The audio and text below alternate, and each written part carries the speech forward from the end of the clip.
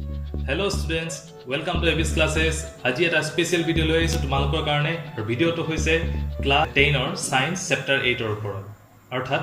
প্ৰজননৰ ওপৰত এতিয়া এই বংশবিস্তাৰ এই চেপ্টাৰটো ক্লাছত নপঢ়ায় আমাৰ ছাৰ বাইদেউসকলে পঢ়াবলৈ অকমান সংকোচ কৰে সেই কাৰণে মই ভিডিওৰ যোগেৰে মই তোমালোকক দিব খুজিছো এই লেসনটো যাতে তোমালোকে যিমান মনত জানিব লগা কথা আছে সকলোবোৰ তোমালোকে নিসংকোচে জানিব পৰা বিনা দ্বিধাই জানিব পৰা আৰু লগতে এটা কথা কওঁ এই ভিডিওটো যে কেৱল ছাত্ৰ-ছাত্ৰী সকলৰ কাৰণে ইম্পৰ্টেন্ট হেতু নহয় ডাঙৰ সকলো প্ৰাপ্তবয়স্ক সকলো এই ভিডিওটো চাব পাৰে আৰু ইয়াৰ পৰা যথেষ্ট জানিব লগা কথা আপোনালোকে শিকিব বুলি মই ইয়াত কথা দিছো ঠিক আছে বেছি দেৰি নকৰো ভিডিওটো আৰম্ভ কৰিছো সো পুনৰবাৰ আটাইকে ওয়েলকাম টু এবিস classes okay Class 10, Chapter 8, How do organism reproduce? জীৱই কেনেকৈ বংশ বিস্তাৰ কৰে আমি জানো যে সকলো জীৱই নিজৰ দৰে আইডেন্টিক্যাল জীৱৰ জন্ম দিয়ে এতিয়া এটো যে সকলো জীৱৰ ক্ষেত্ৰতে একদম এককোষী জীৱই হওক বা বহুকোষী জীৱই হওক সকলোৰে ক্ষেত্ৰতে এটো চিৰন্তন সত্য আনকি বাদ দিয়া তোমালোকে ভাইৰাছবোৰেও কৰোনা ভাইৰাছেও কি কৰিছিলে নিজকে ৰাখিবৰ কাৰণে অমিক্ৰন ডেল্টা এইবোৰ নামেৰে নিজৰ বংশ বিস্তাৰ কৰিব আৰম্ভ কৰিছে এইটো এটা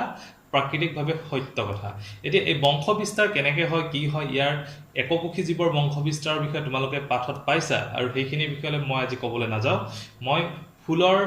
বংশ যিখিনি গছ উদ্ভিদৰ বংশ বিস্তাৰ যেনে ফুলৰ ছবিটো তোমালোকে পাইছা হেইটোৰ বিষয়ে মই আজি ক'বলৈ নাযাওঁ তাৰ পিছৰ খণ্ডটোৰ বিষয়ে যাম অৰ্থাৎ মই আজি পঢ়াম তোমালোকক ৰিপ্ৰডাকচন ইন হিউম্যান বিংছ মানুহৰ প্ৰজননৰ বিষয়ে ঠিক আছে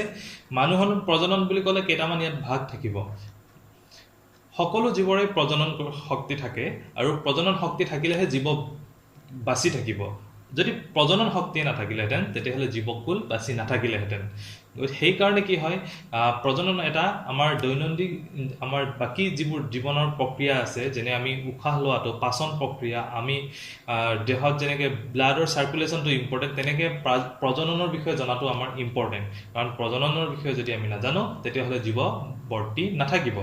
তাৰ ভিতৰত এতিয়া মানুহৰ প্ৰজননৰ বিষয়ে জনাৰ আগতে আমি ফাৰ্স্ট কোৱেশ্চনটো আমাৰ মনলৈ আহিব যে মানুহে প্ৰজনন শক্তি কেতিয়া লাভ কৰে এতিয়া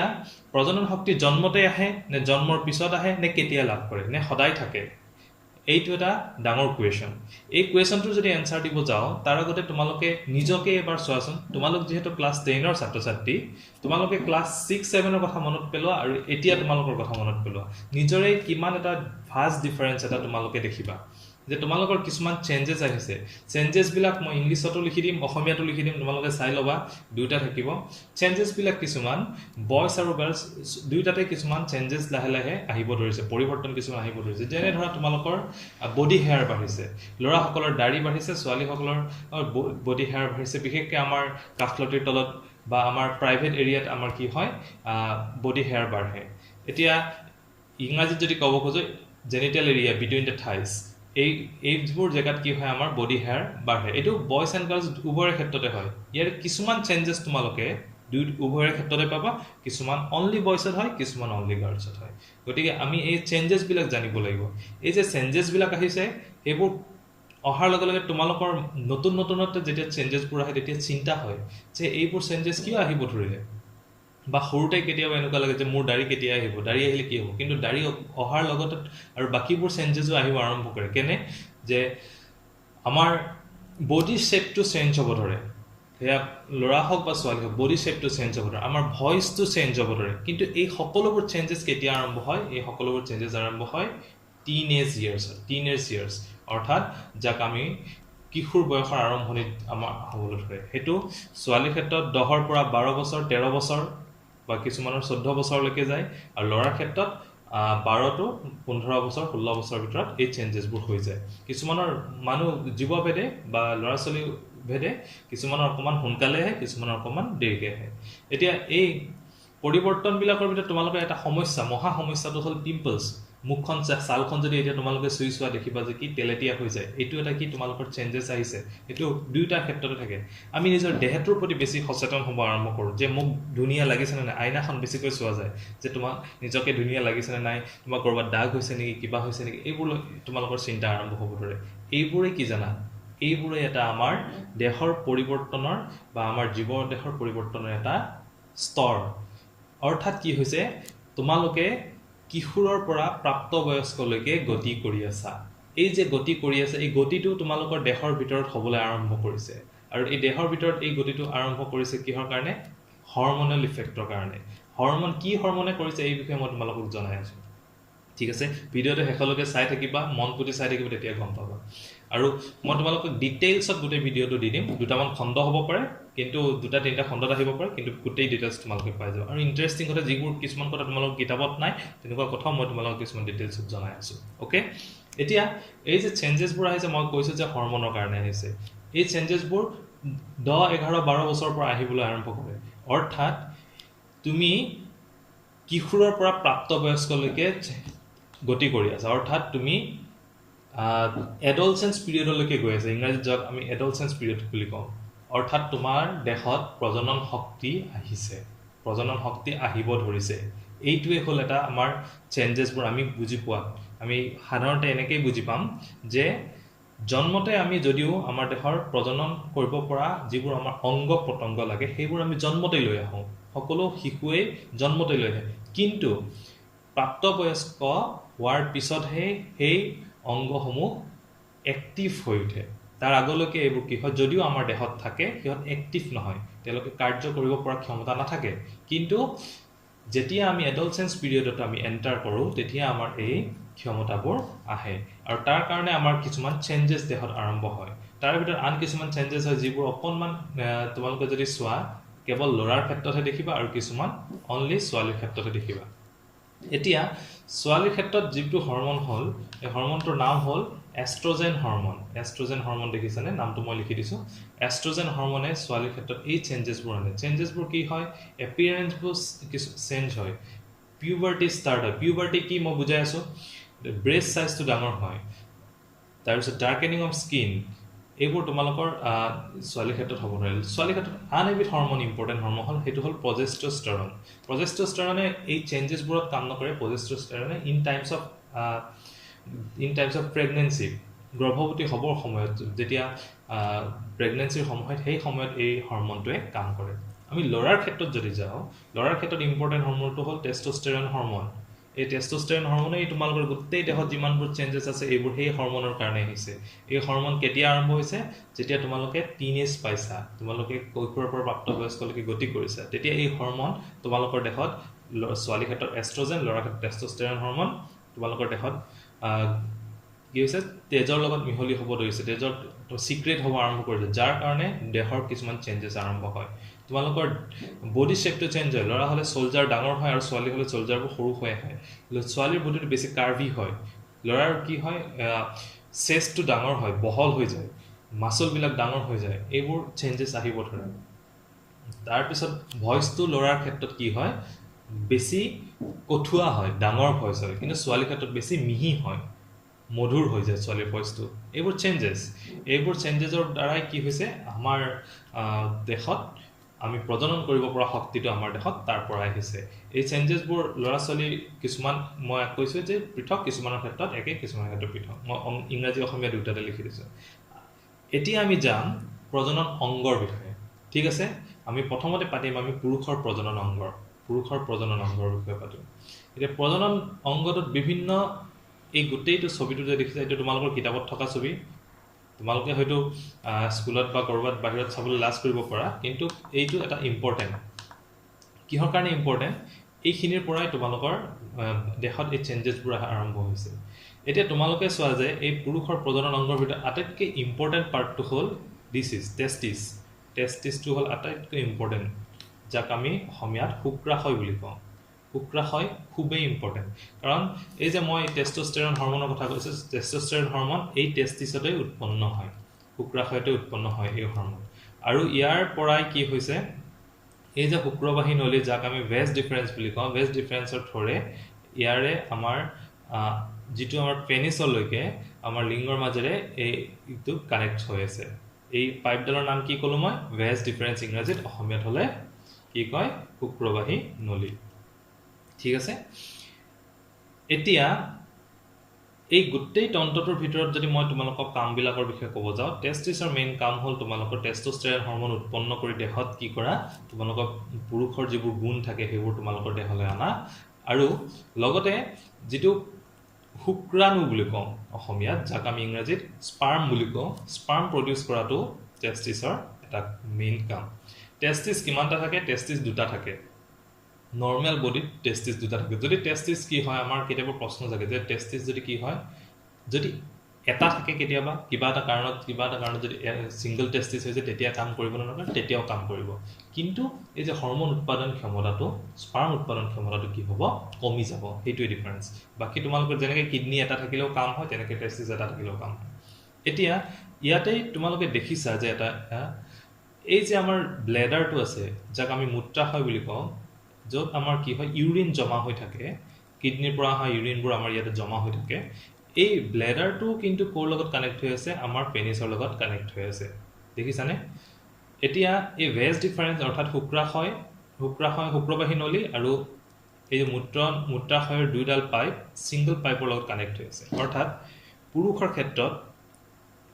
মূত্ৰ ইউৰিন ওলোৱা বা স্পাৰ্ম ওলোৱা দুইটাই পথ কিন্তু আহি একেটা পথেৰে ওলায় হেতু ইম্পৰ্টেন্ট এতিয়া কেতিয়াবা কি হ'ব পাৰে ইয়াৰ পৰা স্পাৰ্ম আৰু ইয়াৰ পৰা ইউৰিন একেলগেটো আহিব পাৰে দুইটাই কি হ'ব পাৰে এটা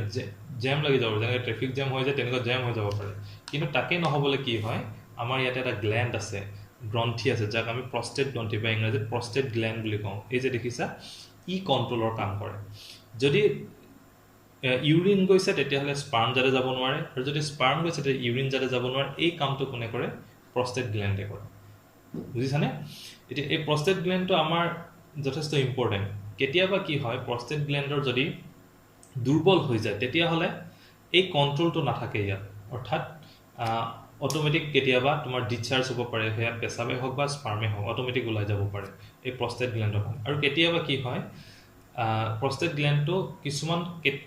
ক্ষেত্ৰত বহুত ৰেয়াৰ ক্ষেত্ৰত মই এইটো নৰ্মেল কথা কোৱা নাই প্ৰস্টেট গ্ল্যান্ডৰ সাইজটো বহুত ডাঙৰ হৈ যায় কেতিয়াবা আৰু হেতু এটা তেতিয়া কি হয় অপাৰেচনৰ প্ৰয়োজন হয় ঠিক আছে এইখিনি হল আমাৰ পুৰুষৰ প্ৰজনন তন্ত্ৰ একো লাজ কৰিব লগা নাই খুব ইম্পৰ্টেন্ট পেনিছৰ মাজৰ যেডাল পাইপ আছে তাক কি কয় আমি ইউৰেথ্ৰা বুলি কওঁ অসমীয়াত আমি মূত্ৰনলী বুলি কওঁ আমি যাম এতিয়া মহিলাৰ প্ৰজনন তন্ত্ৰৰ বিষয়ে মহিলাৰ প্ৰজনন তন্ত্ৰটো এটা খুব ইম্পৰ্টেন্ট ভেৰি ইম্পৰ্টেন্ট এটা টপিক কাৰণ আমাৰ যিমান জীৱৰ সৃষ্টি হৈছে মহিলাৰ প্ৰজনন তন্ত্ৰৰ ভিতৰত সৃষ্টি হ'ব পৰা ক্ষমতা লৈহে মহিলাবোৰ আমাৰ পৃথিৱীলৈ আহিছে গতিকে ইয়াতে আমাৰ যদি অকনমান কিবা ডিফাৰেন্স আহি যায় অকনমান তাত যদি আমাৰ নহবলগীয়া কিবা এটা হৈ যায় তেতিয়াহলে কি হ'ব পাৰে তাৰ কাৰণে আমাৰ জীৱৰ সৃষ্টিত বাধা আহিব পাৰে গতিকে এইটোৰ বিষয়ে আমি জানিব লাগিব এতিয়া প্ৰজনন তন্ত্ৰৰ বিষয়ে যদি যাব যেনেকৈ টেষ্টিছ পুৰুষৰ ক্ষেত্ৰত ইম্পৰ্টেন্ট মহিলাৰ ক্ষেত্ৰত ইম্পৰ্টেন্ট হল এই ওভাৰিটো হল আটাইতকৈ ইম্পৰ্টেন্ট পাৰ্ট মহিলাৰ ক্ষেত্ৰত ওভাৰি কেইটা থাকে দুটা থাকে সোঁফালে এটা বাওঁফালে এটা যাক আমি অসমীয়াত কি কওঁ ডিম্বাশয় বুলি কওঁ ডিম্বাশয় এই ওভাৰি কানেক্ট হৈ আছে এটা এনেকুৱা পাইপেৰে কানেক্ট হৈ আছে পাইপেৰে এনেকুৱা এটা ডাঙৰ এৰিয়া এটাৰ লগত কানেক্ট হৈ আছে দেখিছানে এই ডাঙৰ এৰিয়াটো এই পাইপডালেৰে কানেক্ট হৈ আছে এই যে পাইপডালৰ নাম হল অভিডাক্ট বা আমি তাক ফেলোপিয়ান টিউব বুলি কওঁ ফেলোপিয়ান টিউব বেছি এটো নাম ইউজ হয় ফেলোপিয়ান টিউব বুলি কওঁ যাক আমি অসমীয়াত কি কওঁ অসমীয়াটো ডিম্ববাহী নলী বা ফেলোপিয়ান টিউব কওঁ আৰু ই কাৰ লগত কানেক্ট হৈ আছে ইউটেৰাছৰ লগত যাক আমি অসমীয়াত জৰায়ু বা গৰ্ভাশয় বুলি কওঁ গৰ্ভাশয়ৰ লগত বা ইউটেৰাছৰ লগত ই কানেক্ট হৈ আছে অৰ্থাৎ ওভাৰিয়ে ফেলোপিয়ান টিউবৰে ইউটেৰাছৰ লগত কানেক্ট কৰি আছে আৰু তাৰ সন্মুখতে কাৰ্ভিক্স আৰু এইখিনি ভেজিনেল এৰিয়া এইখিনি এৰিয়া বহুত ভিতৰলৈকে থাকে বহুত ভিতৰতে থাকে এইখিনি এৰিয়া গতিকে আমাৰ যেটো তল পেট বুলি কওঁ তল পেটতহে পেটৰ ভিতৰত এইখিনি থাকিব ঠিক আছে এতিয়া আমি এই গোটেইখিনি আমাৰ কাৰণে যদি আমি চাওঁ তাৰ প্ৰত্যেকটোৰে কি কাম আছে বুলি যদি আমি চাব যাওঁ এই যে মই কৈছো ওভাৰিয়ে মহিলাৰ ক্ষেত্ৰত এষ্ট্ৰোজেন হৰমোন ক্ৰিয়েট কৰে আৰু ওভাৰি ক্ৰিয়েট কৰি হেতু ব্লাডত সিক্ৰেট কৰে যাৰ কাৰণে মহিলাৰ লেডিজ বা ফিমেলৰ ক্ষেত্ৰত এই চেঞ্জেছবোৰ বডি চেঞ্জেছবোৰ আহে ওকে এষ্ট্ৰোজেন হৰমোন নেক্সট কামটো হ'ল জন্মতেই ফিমেলে এই ওভাৰিত মিলিয়নছ বুলি ক'ব নোৱাৰে বাট থাউজেণ্ডছ বুলি কৈছো হাজাৰ সংখ্যক কি লৈ আহে এগ লৈ আহে এগ যেটো আমি খাওঁ আমি এগ যে খাওঁ এগ লৈ আহে এগ ক'ত আহে ওভাৰিৰ ভিতৰত থাকে থাউজেণ্ডছ অফ এগ সেল থাকে ওভাৰিৰ ভিতৰত এইটো জন্মতেই লৈ আহে আৰু যেতিয়া এবাৰ প্ৰাপ্তবয়স্ক অৰ্থাৎ পিউবাৰ্টি লাভ কৰে তেতিয়াৰ পৰা কি হয় প্ৰত্যেক মাহতে এটা এগ সেল ইয়াৰ পৰা সিক্ৰেট কৰি দিয়ে কেতিয়াবা এইটোৱে কৰিব এটা এগ সেল ইয়াৰ পৰা সিক্ৰেট হয় ঠিক আছে এই এগ সেল সিক্ৰেট কৰাৰ পিছত ই ক'ত যায় ফেলোপিয়ান টিউবলৈকে আহে ফেলোপিয়ান টিউবৰ পৰা ই লাষ্ট ইউটেৰাছলৈকে যায় বুজি পাইছা পিউবাৰ্টি লাভ কৰাৰ পিছতহে এইখিনি আহে ইয়াতে আমাৰ মহিলাৰ ক্ষেত্ৰত বা ফিমেলৰ ক্ষেত্ৰত কথা আহে মেনষ্ট্ৰুৱেশ্যনৰ কথা আহে মাহেকীয়া সমস্যা বুলি যে কয় এইটো আমাৰ ইয়াতে আহিব কিয় হয় তাৰ পিছত কেনেকৈ ইয়াতে এটা বাচ্চা এটা বেবী এটা ইয়াতে থাকিবলৈ আৰম্ভ কৰে এই ইউটেৰাছৰ ভিতৰত কি চেঞ্জেছ হয় এই সকলো কথা আমি পিছত পাতিব লাগিব এইটো ভিডিঅ'ত নহ'ব নেক্সট ভিডিঅ'ত মই এই সকলো কথা তোমালোকৰ লগত ডিছকাছ কৰিম ঠিক আছে আজি বেছি দীঘলীয়া নকৰোঁ অলৰেডি দীঘল হৈ গৈছে ভিডিঅ'টো এতিয়া আমি কি শিকিলোঁ হোৱাট ইজ পিউবাৰ্টি বা অসমীয়াত যদি কওঁ যৌৱনকাল কি যে as the rate of general body growth begins to slow down and reproductive tissues begin to mature অৰ্থাৎ দেহৰ যিবোৰ সাধাৰণ যিবোৰ চেঞ্জেছ আছে যিবোৰ আমাৰ গ্ৰোথ আছে সেইবোৰ কি হ'ব ধৰে কমিব ধৰে আৰু আমাৰ ৰিপ্ৰডাক্টিভ টিস্যু অৰ্থাৎ প্ৰজননৰ যিবোৰ আমাৰ ক্ষমতা আছে এইবোৰ বাঢ়িব ধৰা এই পিৰিয়ডটোকে আমি কি বুলি কওঁ পিউবাৰ্টি বুলি কওঁ যাক আমি অসমীয়াটো মই লিখি দিছোঁ এনেকৈ তাৰপিছত আহিব তোমালোকৰ সেক্সুৱেল মোড অফ ৰিপ্ৰডাকশ্যন কি এছেক্সুৱেল আৰু সেক্সুৱেল দুটা মোড অফ ৰিপ্ৰডাকশ্যন থাকে যাক আমি যৌন আৰু অযৌন বুলি কওঁ অযৌন প্ৰজননত অকল মাদাৰ সেলটো থাকিলে হয় কিন্তু যৌন প্ৰজননত কি হ'ব লাগে দুটা জাৰ্ম সেল যাক আমি যোজন কোষ বুলি কওঁ টু ইণ্ডিভিজুৱেলৰ পৰা দুটা ইণ্ডিভিজুৱেল মেল আৰু ফিমেলৰ দুটা জাৰ্ম সেল মিক্স হ'ব লাগিব দে জইন টুগেডাৰ হ'ব লাগিব আৰু তাৰপিছত সিহঁতে নতুন এটা জীৱৰ সৃষ্টি কৰিব লাগিব এইটোৱে হয় ফ্লাৱাৰিং প্লেণ্টৰ ক্ষেত্ৰত ফুলৰ ক্ষেত্ৰত এইটোৱে হয় লগতে এইটোৱে আন জীৱৰ ক্ষেত্ৰতো হয় কিছুমানৰ ক্ষেত্ৰত এই মিলনটো বাহিৰত হয় আৰু কিছুমান ক্ষেত্ৰত ভিতৰত হয় যেনে ফুলত বাহিৰত হয় আৰু কিছুমান আন জীৱৰ ক্ষেত্ৰত ভিতৰত হয় দেহৰ ভিতৰত হয় এইখিনি কথা মই তোমালোকক কৈ দিছোঁ ইয়াতকৈ বেছি দীঘলীয়া আজি নকৰোঁ নেক্সট ভিডিঅ'ত ইয়াৰ পিছৰ কথাখিনি পাম যদি ভিডিঅ'টো ভাল লাগিছে কমেণ্টত জনাবা তোমালোকৰ মনত যিকোনো ধৰণৰ প্ৰশ্ন যদি থাকে কমেণ্টত জনাবা মই নেক্সট ভিডিঅ'ত তাৰ এনচাৰ দিম ঠিক আছে আৰু যদি ভিডিঅ'টো ভাল লাগিছে আনলৈ তোমালোকে শ্বেয়াৰ কৰিবলৈ নাপাহৰিবা এইটো ভিডিঅ' এইখিনি কথা জানিবলৈ বহুতে বিচাৰে কিন্তু কি হয় জনাবৰ কাৰণে জানিবৰ কাৰণে সুধিবৰ কাৰণে মানুহ নাপায় গতিকে এইটো ইম্পৰ্টেণ্ট শ্বেয়াৰ কৰিবা ভাল যদি লাগিছে চেনেলটো ছাবস্ক্ৰাইব কৰিব নাপাহৰিবা কাৰণ মই ভিডিঅ' এনেবোৰ পঢ়াৰ লগত ৰিলেটেড ভিডিঅ' আনি থাকিম আৰু ভিডিঅ'টো যদি ভাল পালা লাইক এটাটো দিবই লাগিব নহয় জানো চ' আজি ইয়াতে এৰিছোঁ লগ পাম নেক্সট ভিডিঅ'ত চাই থাকিবা এবিএছ ক্লাছেছ চি ইউ